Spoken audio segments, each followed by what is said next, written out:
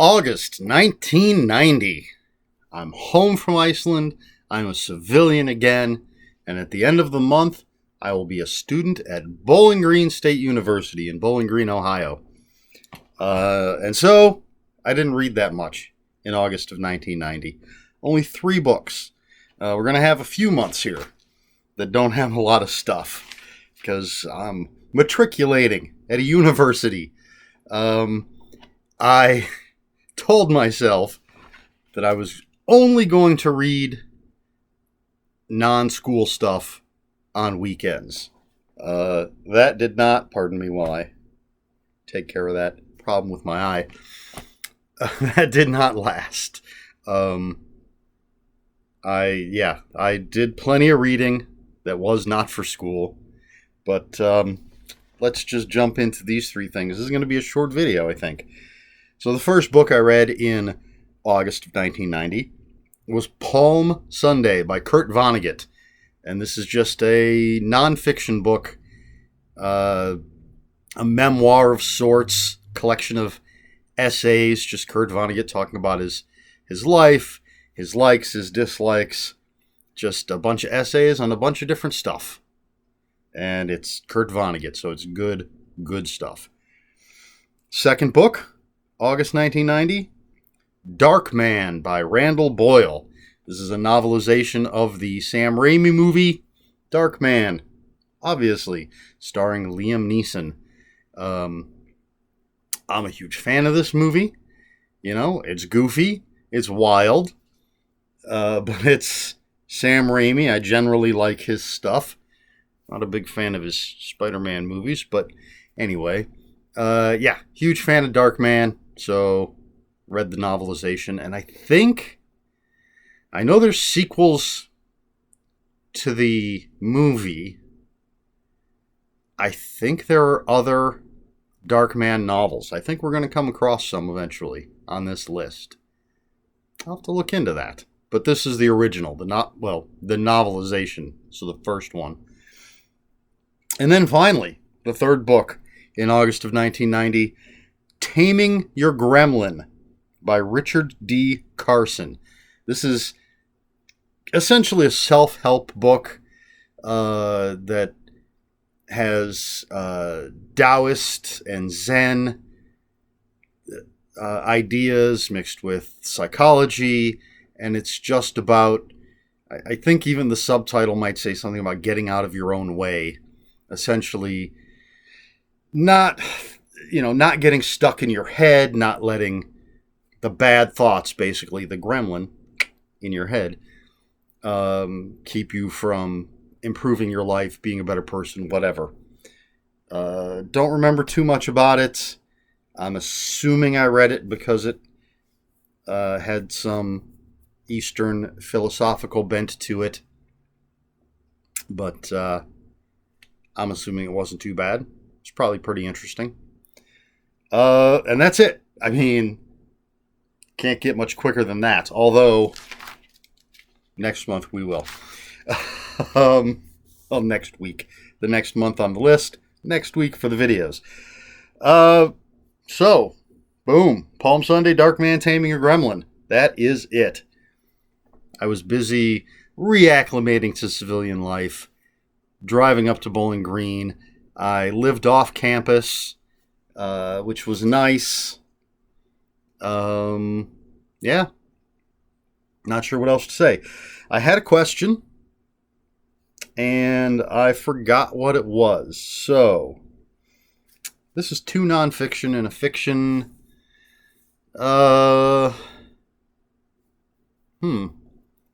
What question can I ask for this video to get some audience participation? Well, all right. How about, have you read Kurt Vonnegut? Are you a fan? If so, what's your favorite Kurt Vonnegut? That seems simple enough. I am a fan. As for my favorite, man, it's been so long since I've read any. You know what? I'm going to go with a short story simply because I've read it dozens and dozens of times, and that's Harrison Bergeron. It was When I was a freshman in high school, our textbook was a short story collection, and it had 3 particular stories that I would read over and over and over again.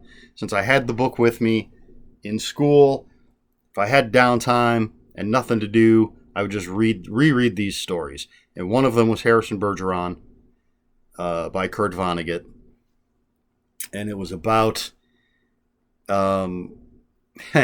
society was made equal. Everybody was made equal by essentially, if you were stronger than, I guess I'm going to say average, you would be weighted down. They'd put weights on you so that you moved slower, couldn't, do things. If you were more attractive than average, they would, in Harrison Bergeron's case, I think they shaved his eyebrows. There was a clown nose on his face. Probably shaved his head. I don't remember that much. But he's covered in weights. If you were smarter than average, there was a chip or something that would randomly shoot these annoying sounds into your head. And then the smarter you were, the more often you would get these sounds. So you couldn't really complete thoughts. And Harrison Bergeron basically breaks free of this system. He's able to shrug off the weights. And because he's been covered in these weights for so long, he kind of becomes like a John Carter, where he can leap tall buildings in a single bound and things. He's basically super strong now because he's lived under these weights for so long. And there's a woman, I believe, that he frees, but his parents are watching it. I'm just going to give you the whole story. So if you don't want to know how it ends, if you want to read it for yourself, then skip the next couple minutes. I'll give you a thumbs up when I'm done telling the story, if you want to come back and watch the rest of the video, although there won't be much left. But anyway, so he breaks free. He breaks this woman free, and his parents are watching all of this on TV. It's on the news. His parents are watching it, and these noises keep going off inside of their heads. And so Harrison and the woman, I feel like they go up on top of a building or something, but in the end, I believe they end up getting gunned down by the authorities. And his parents are watching this on television. They see it happen. They're horrified for a second, and then the noises go off in their head, and they're just like, okay, what's for dinner? Is our game show coming on?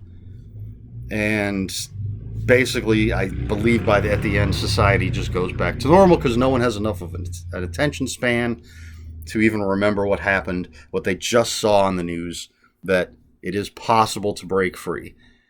Essentially, it's been a long time since I read it. This is how I remember it. But I'm going to pick that. Okay, so there we go.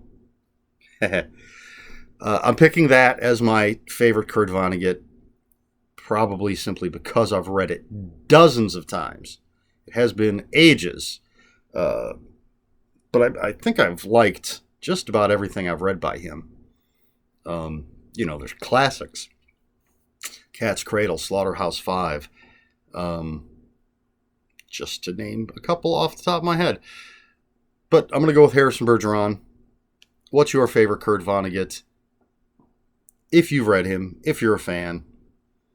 Hey, how can you hate a guy that makes a cameo appearance as himself in the Rodney Dangerfield classic Back to School? Yeah, all right, so that's it. That's all I've got. So if you have any comments, questions, or corrections, please put them in the comments below. Comments are open for spoilers. Just post a spoiler warning. We try to be polite here on my channel. Please like, share, and subscribe.